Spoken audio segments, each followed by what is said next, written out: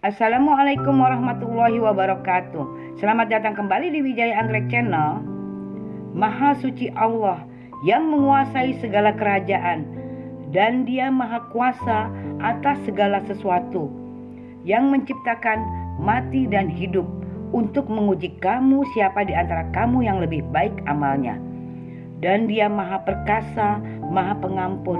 Al-Muluk ayat 1 dan 2. Pada kesempatan kali ini, saya akan berbagi mengenai orang yang meninggal husnul khotimah. Meninggal adalah pasti akan dialami oleh setiap manusia yang hidup. Juga tidak ada yang tahu bahwa kita bisa meninggal secara husnul khotimah atau tidak. Manusia hanya bisa berharap dan berdoa, sedangkan Allah Subhanahu wa Ta'ala yang menentukan. Inilah sebagian dari tanda meninggalnya seseorang dalam keadaan husnul khotimah.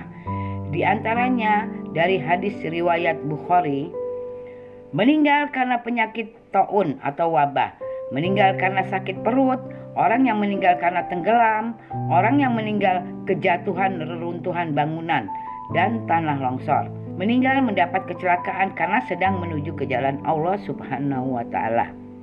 Jadi intinya ini semua, setiap kematian husnul khotimah ini adalah Allah yang mengaturnya. Kematian husnul khotimah, kematian yang tidak bisa direkayasa, bukan manusia yang mengaturnya.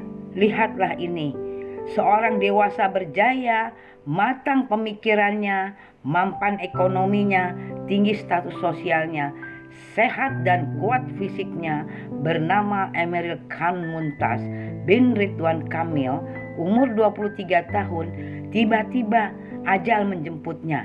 Sebelum lanjut ke pembahasan selanjutnya, admin mohon jangan lupa untuk selalu mendukung Wijaya Anggrek Channel dengan menekan tombol like, comment, share, dan subscribe, juga lonceng dan jempolnya.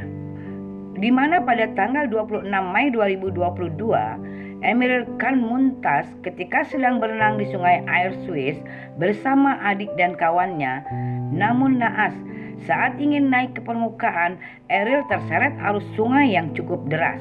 Untuk menemukan Eril yang terbawa arus dari tanggal 26 Mei sampai ditemukannya Eril, pihak KBRI Swiss Bapak Mulyaman Haddad mengerahkan polisi laut, tim SAR, tim penyelam, tim pemadam kebakaran, sampai drone pun dikerahkan untuk pencarian Eril. Dan juga masyarakat lokal di Swiss pun turut membantu. Akhirnya jasad Eril ditemukan seorang guru SD bernama Geraldine Beldi saat berjalan kaki menuju tempat mengajar pada tanggal 8 Juni 2022 pukul 6.50 waktu Swiss. Kemudian langsung telepon polisi untuk evakuasi. Subhanallah, sungguh luar biasa kekuasaan Allah. Eril lahir di Amerika, meninggal di Swiss, dikuburkan di Indonesia, di mana Bapak Ridwan Kamil tidak henti-hentinya mengucapkan syukur kepada Allah Subhanahu wa Ta'ala karena bisa memeluk Eril dan bisa mengazanin Eril dengan sempurna seperti waktu lahir di azani ke dunia. Para ulama menyimpulkan bahwa syahid itu ada dua macam. Syahid ad-dunya wal akhirah, syahid dunia dan akhirat, dan ini adalah makna utama atau makna asli, yaitu orang yang berperang di jalan Allah Subhanahu wa Ta'ala dan meninggal. Ini disebut sebagai syahidud dunya wal akhirah, syahid dunia akhirat. Ketentuan yang berlaku bagi yang pertama ini, syahidud dunya wal akhirah, adalah di dunia orang ini tidak dimandikan, tidak dikafani, dan tidak disolatkan. Jadi meninggal dengan kondisi terakhirnya, begitulah dia dikuburkan menghadap Allah Subhanahu wa Ta'ala. Itu yang pertama, syahidud dunya wal akhirah. Dan di akhirat kelak dia mendapatkan surga Allah Subhanahu wa Ta'ala, mendapatkan rezeki dari Allah Subhanahu wa Ta'ala. Seperti ayat yang kami bacakan tadi, balhum ahya'un inda rabbihim, mereka hidup di sisi Allah Subhanahu wa Ta'ala. Kemudian macam yang kedua, jenis yang kedua adalah syahidul akhirah, orang-orang yang mendapatkan pahala syahid. Nah, siapa mereka? Mereka adalah yang kami sebutkan terakhir tadi, ya, orang termasuk yang tenggelam di lautan atau tenggelam di sungai. Itu termasuk kategori syahidul akhirah. Nah, ketentuannya seperti apa? Ketentuannya adalah orang yang syahid akhirat ini, yang 5 kategori tadi, itu di dunia tetap dimandikan, dikafani dan disolatkan. Tapi di akhirat mendapatkan pahala syahid alias masuk surganya Allah Subhanahu wa taala. Bapak Ridwan Kamil menerangkan kondisi sang anak ia takjub, sudah 14 hari jenazahnya masih utuh. Juga dalam unggahan Instagram Bapak Ridwan Kamil menulis, "Maha besar Allah, atas izinmu ya Allah, selama 14 hari di sungai Arswis, Allah benar-benar melindungi dan mensucikan jasadnya dari mara bahaya." Jasad Eril lengkap, masih utuh, tidak kurang satu apapun, rapi, menengok ke kanan. Juga jasad Eril seperti wangi daun eucalyptus. Ini sungguh mukjizat kecil yang sangat kami syukuri. Semenjak Eril dikabarkan tenggelam di sungai Ars, masyarakat banyak yang mendoakan, bukan hanya di Jawa Barat, masyarakat dari NTT, Pontianak, Padang, Palembang, dan lain-lainnya rela untuk melakukan doa bersama. Juga dari Palestina pun melakukan salat gaib. Pengajian pun dilakukan hampir setiap hari di rumah dinas Pakuan. Begitupun karangan bunga terus membanjiri, bukan hanya di halaman saja, tapi di luar gedung datang dari berbagai kalangan. Inilah sosok Eril. Eril adalah sosok yang independen, tidak pernah melatar belakangnya dia sebagai anak pejabat. Bahkan dosen pembimbing tugas akhir di ITB sama sekali tidak tahu bahwa Eril anak dari Gubernur Jawa Barat. Hal inilah yang membuat Eril lebih memilih tinggal di rumah keluarga besarnya daripada di rumah dinas, di gedung Pakuan yang syarat dengan protokoler.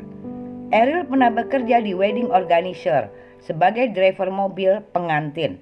Oleh karena itu Eril banyak kenal sopir-sopir. Eril anak yang penuh kesantunan pada kedua orang tua dan juga bertanggung jawab kepada adiknya. Eril sosok yang suka silaturahmi ke keluarga. Ini juga cerita dari teman-teman Eril dan guru Eril. Eril seorang pemuda yang sangat berjiwa sosial dan religius. Eril mengajarkan rendah hati. Inilah yang diajarkan Eril ke teman-temannya. Duduk sama rendah, berdiri sama tinggi. Sosok yang dikenal ramah, sopan, selalu senang berbagi. Selalu ikut dalam kegiatan-kegiatan sosial. Eril sosok yang dermawan, membagikan nasi bungkus bahkan sembako gratis. Eril rela uang sakunya digunakan kalau lebaran membelikan baju untuk anak-anak yatim piatu. Begitupun untuk satpam-satpam, Eril berbagi dari uangnya sendiri. Semua dilakukan Eril sesuai dengan filosofi hidup Eril yang diunggah di Instagramnya. Siapa ingin menjadi bunga indah di surga, diiringi berjuta doa, maka taburlah berjuta benih kebaikan selama di dunia. Dengan kebaikan yang ditebar Eril selama hidupnya akhirnya berbuah manis. Dengan banyak doa dari dalam maupun dari luar negeri untuk dirinya. Doa itu terus terucap tanpa putus-putus dari hilangnya Eril sampai diketemukannya Eril. Sosok kepergian Eril ini menjadi pembelajaran dan renungan kita semua. Putra terbaik ini menjadi bukti seorang pemuda yang bukan siapa-siapa. Allah Subhanahu wa ta'ala tundukkan semua makhluk untuk mencintai Eril. Jasadnya pun dijaga oleh Allah, di mana Eril tubuhnya tidak terluka dan tidak dimakan binatang buas. Maha suci Allah.